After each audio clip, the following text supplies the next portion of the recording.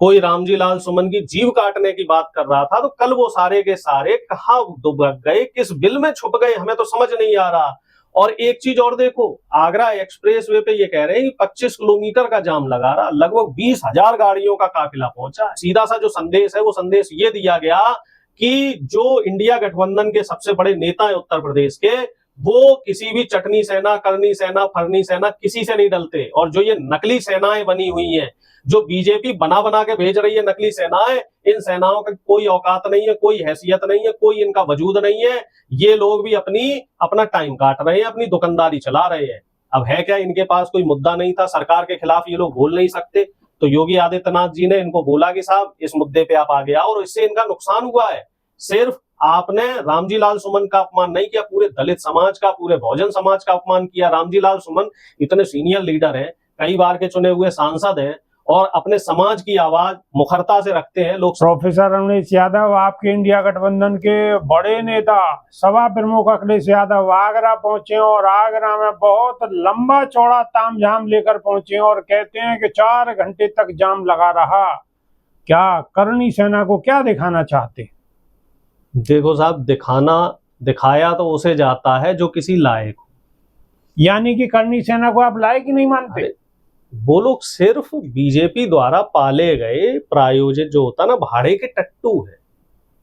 इन लोगों को जितना पैसा मिला था विरोध प्रदर्शन करने का, उतना प्रदर्शन इन्होंने किया और चलते बने। भाई कल करनी सेना वाले दिखाई क्यों नहीं दिए, जो इतने बड़े दम भर रहे थे कि अखिलेश यादव जी का ये कर देंगे, वो कर देंगे। अखिलेश यादव जी को कोई जान से मारने की बात कर रहा था, कोई रामजी लाल सुमन की जीव काटने की बात कर रहा था, तो कल वो सारे के सारे कहाँ दुबक गए, किस बिल में छुप गए, हमें तो समझ नहीं आ रहा। और एक चीज और देखो, आगरा एक्सप्रेस वे पे ये कह रहे हैं कि 25 किलोमीटर का जाम लगा रहा, लगभग 20,000 गाड़ियों का काफिला पहुंचा है। और लखनऊ से लेके, सिर्फ ऐसा नहीं कि लखनऊ से गाड़ी आई, लखनऊ से लेके आगरा के बीच में जितने भी जिले हैं, हर जिले से हर वो व्यक्ति पहुंचा जो बीजेपी की इस समय जो मोनोपोली चल रही है और दलितों के विरोध में जो इनका षड्यंत्र चल रहा है उसके साथ हर व्यक्ति पहुंचा, और खुद अपने पैसे से पहुंचा। ये बड़ी बात है। और जो काफिला इतना लंबा चौड़ा रहा कि पूरा आगरा में जाम लग गया, पूरा आगरा 5-6 घंटे के लिए बंद रहा, और अखिलेश यादव जी ने वहां से स्पष्ट संदेश दिया कि जो भीम नगरी है आगरा, वहां किसी दलित के साथ जो शोषण हो रहा है, जो अत्याचार हो रहा है और जो संविधान पे हमला हो रहा है, उसको बर्दाश्त नहीं किया जाएगा। और अखिलेश यादव जी ने आज भी बहुत लंबे चौड़े भाषण दिए हैं। योगी आदित्यनाथ जी की जो कार्यप्रणाली है, जिस तरीके से उन्होंने ठाकुर तंत्र बैठा रखा है, उस ठाकुर उन्होंने तो पूरा हिसाब किताब दिया, कौन से जिले में कितने अधिकारी कौन सी कास्ट के हैं भाई, और सिंघों पे ज्यादा जोर दिया है। क्या दिखाना चाहते हैं? बिल्कुल दिखाना चाह रहे हैं कि ठाकुर तंत्र चल रहा है। गाजियाबाद में आप लिस्ट उठा के देख लो कितने थाना प्रभारी ठाकुर हैं, नोएडा में आप उठा के देख लो, सारे जिलों का डाटा देखोगे तो सब जगह ठाकुर ठाकुर ही दिखेंगे। और पीडीए के जो लोग हैं, दलित, पिछड़े और आदिवासी जो लोग हैं, वो आपको कम से कम मिलेंगे। और बीजेपी ये कहती है कि साहब सबका साथ सबका विकास। प्रधानमंत्री मोदी ये कहते हैं कि मैं पिछड़े समाज से आता हूं और मैं दलितों का सम्मान करता हूं।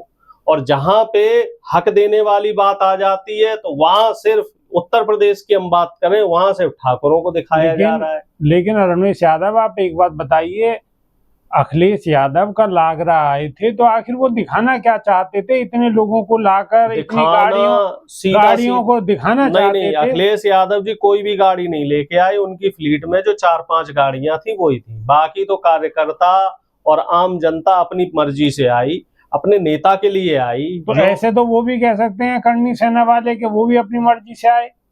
भैया वो एक संगठन था और अपनी मर्जी से आए तो तलवार क्यों लहरा रहे थे? आप ये देखो, इतने बड़े काफिले में और इतने बड़े हुजूम में कहीं किसी ने बदसलूकी नहीं की, कहीं कोई बदतमीजी नहीं हुई, कहीं कोई न्याय व्यवस्था के साथ खिलवाड़ नहीं किया गया, सब कुछ नियम कायदे से चलता रहा। कहीं आपने कोई घटना सुनी कि कोई घटना हुई अखिलेश के काफिले ने किसी के साथ कुछ किया हो? सबसे बड़ा जो सीधा तो सब सुनिए, तो सीधा सा जो संदेश है वो संदेश ये दिया गया कि जो इंडिया गठबंधन के सबसे बड़े नेता है उत्तर प्रदेश के, वो किसी भी चटनी सेना, करनी सेना, फरनी सेना किसी से नहीं डलते। और जो ये नकली सेनाएं बनी हुई हैं, जो बीजेपी बना बना के भेज रही है नकली सेनाएं, इन सेनाओं का कोई औकात नहीं है, कोई हैसियत नहीं है, कोई इनका वजूद नहीं है। ये लोग भी अपना टाइम काट रहे हैं, अपनी दुकानदारी चला रहे हैं। अब है क्या, इनके पास कोई मुद्दा नहीं था, सरकार के खिलाफ ये लोग बोल नहीं सकते, तो योगी आदित्यनाथ जी ने इनको बोला कि साहब इस मुद्दे पे आप आगे आओ, और इससे इनका नुकसान हुआ है।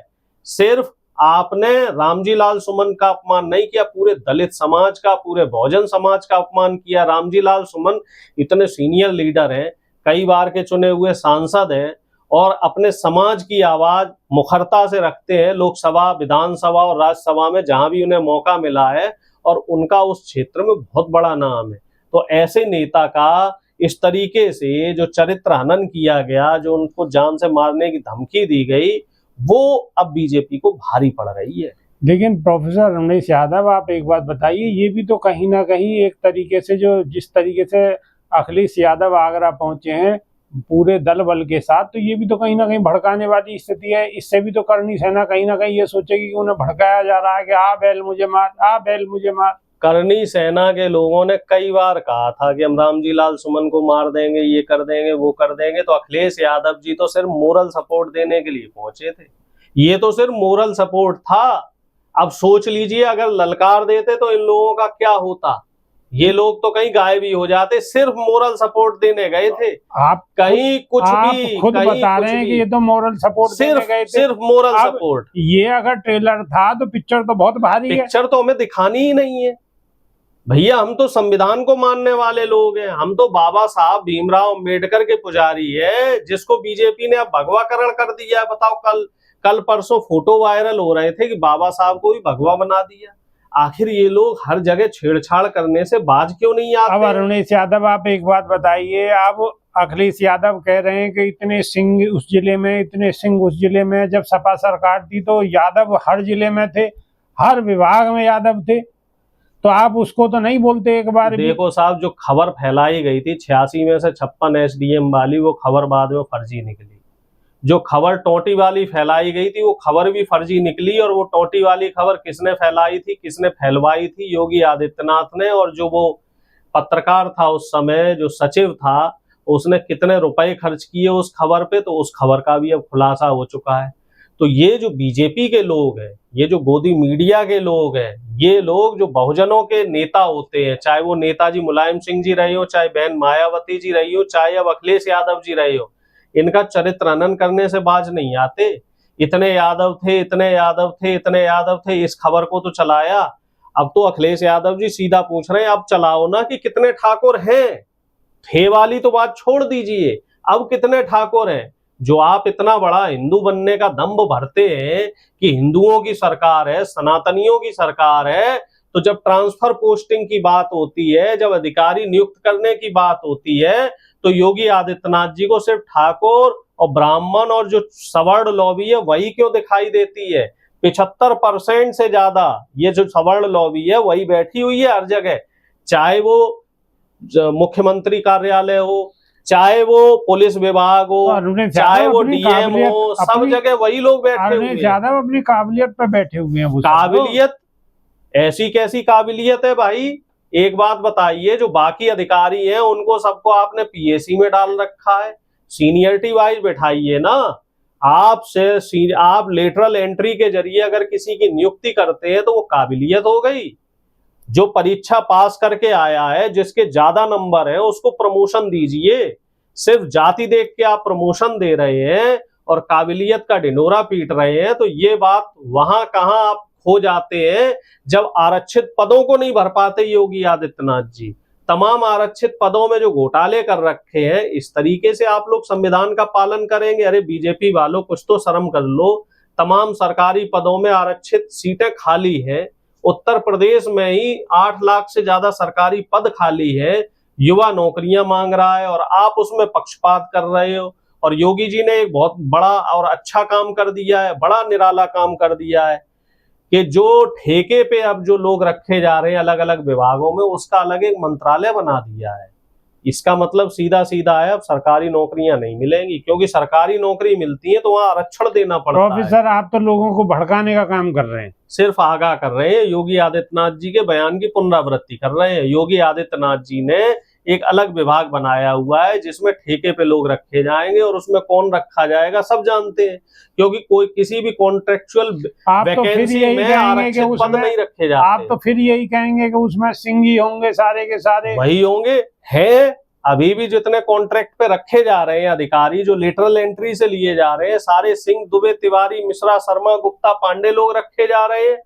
कितने उसमें अहीर, जाट, गुजर, चमार, धोबी, धानक, मौर्य, सैनी रखे गए हैं? जरा डाटा निकाल के दे सरकार। से दिक्कत है आपको? नहीं, हमें तो इस व्यवस्था से दिक्कत है। हमें ब्राह्मणों से क्यों दिक्कत होने लगी? तो आप भाई अगर कोई गरीब ब्राह्मण है और जरूरतमंद ब्राह्मण है और काबिल ब्राह्मण है तो उसको नौकरी दीजिए। लेकिन अगर कोई काबिल दलित है, काबिल पिछड़ा है, तो उसको नौकरी क्यों नहीं देंगे? नौकरी योग्यता के और संविधान के हिसाब से होनी चाहिए, नौकरी में पक्षपात नहीं होना चाहिए। प्रोफेसर आप सत्ता में आइए और व्यवस्था को परिवर्तन करिए। हम सत्ता में आके व्यवस्थाएं बदलेंगे, व्यवस्थाओं को सुधारेंगे। और हमारा इंडिया गठबंधन का तो ये नारा है कि सरकारी में तो आरक्षण लगेगा ही लगेगा, जाति जनगणना के हिसाब से। प्राइवेट में भी आरक्षण लगवाएंगे। जो प्राइवेट में ये जो लाला लोग मलाई खा रहे हैं, अपने अपने रिश्तेदारों को नौकरी दे रहे हैं, वहां गरीब, दलित, पिछड़े और आदिवासियों को नौकरियां नहीं मिल रही। हम तो वहां भी अपने लोगों को नौकरियों में लाएंगे, ऐसा प्रावधान बनाया जाएगा। और इसी की तो मुहिम अखिलेश यादव जी चला रहे हैं, और इसी मुहिम से तो इन्हें तकलीफ है। जो ये रामजी लाल सुमन का बयान है, या अवधेश प्रसाद जी का बयान है, और तमाम जो बहुजनों के नेता हैं उनके बयानों से इन खाकी नेकर वालों को क्यों दिक्कत है? क्योंकि अब इनका सिंहासन हिल रहा है। अब संविधान के महत्व, जो संविधान का महत्व है, वो जनता समझ रही है, क्योंकि सोशल मीडिया के जरिए अब चीजें पहुंच रही हैं सबके घर में। चलिए, सिंहासन हिल रहा है या नहीं हिल रहा है ये तो आगे आने वाले वक्त में पता चलेगा। आगे आने वाले चुनाव में स्थिति क्या रहेगी, आप सत्ता में आते हैं या नहीं आते, ये सब सारी चीजें आगे आने वाले समय में पता चलेगा। तो अभी के लिए सिर्फ इतना ही। बहुत बहुत शुक्रिया, धन्यवाद प्रोफेसर साहब। धन्यवाद।